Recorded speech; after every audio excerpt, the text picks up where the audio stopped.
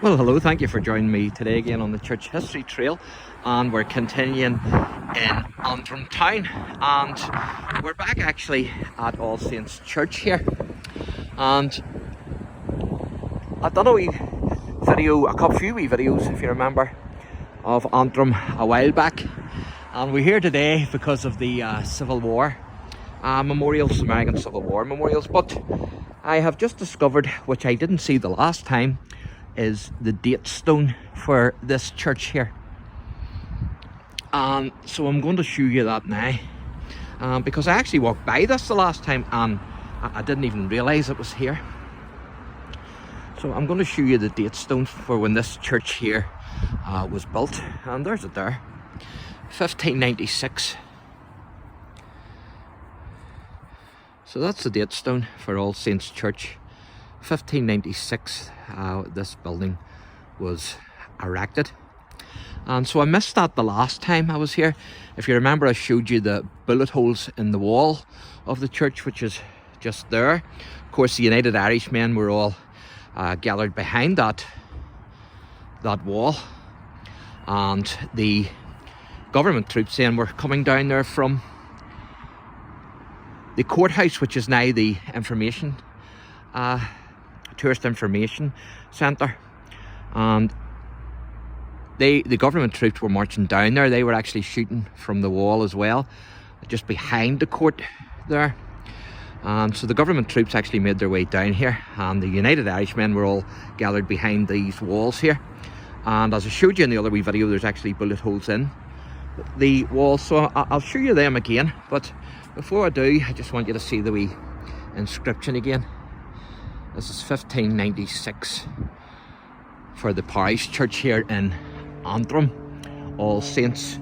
And so I'll just take you and show you those bullet holes again, because they're well worth seeing again. And of course, this was during the Battle of Antrim.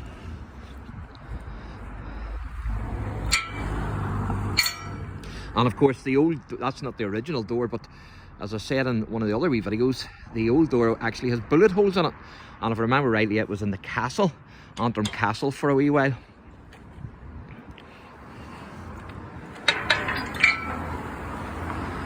And so this is the wall, and the bullet holes are still in the wall. As you can see, this is the Scotch quarter.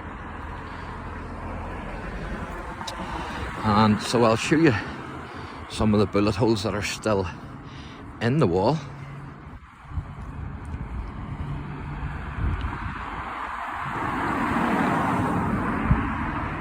As you can see,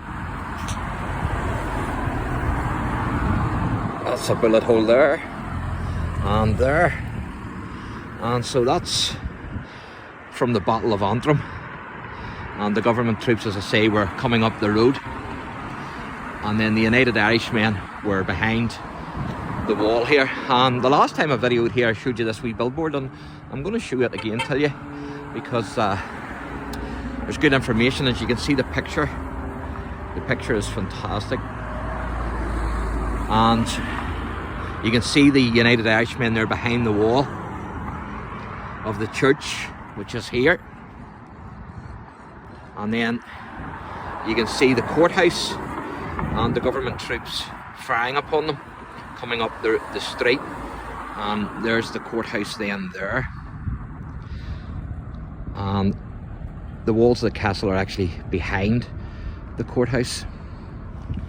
And so I'll read a wee bit out to you here. It says, Battle of Antrim, Scotch Quarter played a key role in the Battle of Antrim on the 7th of June 1798. The main body of rebels, including up to 200 local men, marched into the town through the Scotch Quarter, and their stronghold during the battle was here at the high ground of the parish churchyard. After the defeat of the rebels, government troops ransacked the Scotch Quarter.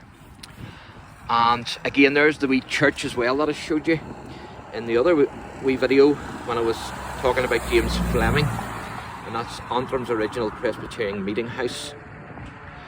And that's First Antrim Presbyterian Church there, and that one's actually 1834. And it says here, home of Presbyterianism, Scotch Quarter has been the home of Presbyterian worship in Antrim since the 1620s, when Antrim was effectively the focus of Presbyterianism in Ireland. Before Presbyterians had their own church, they worshipped here at the parish church. The original Presbyterian meeting house opened in 1700 and can still be seen, and of course we were at that. After a division in the early 1800s, Antrim's Presbyterians split into two congregations, with the original meeting house being used by the non-subscribing Presbyterians, which is that one there, and a new meeting house being built across the road to serve the Orthodox Presbyterian congregation. And then it says here,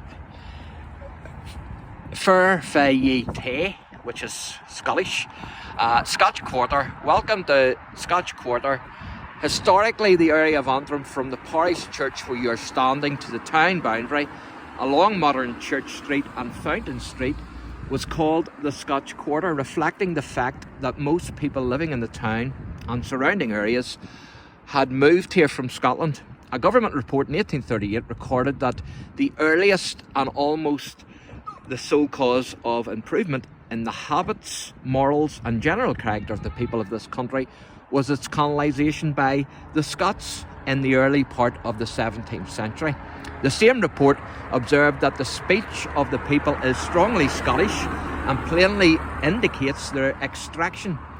In these respects, they do not differ from the inhabitants of the adjoining parishes. And then there's one there on Dr. Alexander Irving, who was a writer.